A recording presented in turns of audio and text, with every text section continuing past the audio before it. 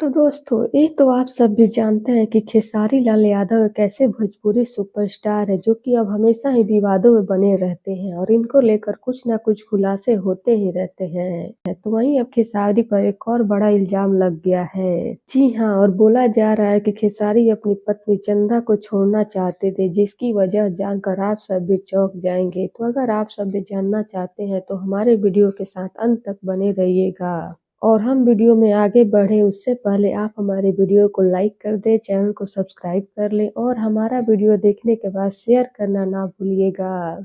तो चलिए बढ़ते हैं वीडियो की तरफ और आप सभी को हम बता देते हैं कि खेसारी को लेकर इतनी बड़ी बात क्यों आई है कि वो अपनी पत्नी को छोड़ना चाहते थे और चंदा को तलाक भी देना चाहते थे। तो जैसा कि आप सब भी जानते हैं कि खेसारी लाल यादव को लेकर हमेशा कोई ना कोई बातें निकलती ही रहती है और इनको ना जाने कितनी बार बदनाम भी किया जाता है। और वही हुआ है इस बार भी। जी हाँ, काजल और खेसारी का रिश्ता कितना गहरा था ये तो सभी लोग जानते हैं।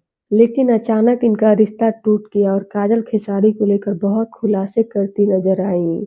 जी हाँ, और उसी दौरान खेसारी को लेकर काजल बोली कि खेसारी उनके सामने ही बोलते थे कि अब उनको चंदा के साथ नहीं रहना और चंदा से अलग होना चाहते, यानी चंदा को तलाक देना चाहते थे खेसारी। और यहाँ तक कि उसके बाद काजल से शादी भी करने वाले थे, लेकिन ऐसा खेसारी कभी नहीं किए, इसलिए काजल उनसे अलग हो गए और उनके रिश्ते टूट गए हमेशा के लिए। और काजल ये भी बोली कि ऐसा खेसारी चाहते थे, काजल नहीं, और इसलिए काजल ऐसी उम्मीद में थी कि खेसारी उनसे शादी करे थे।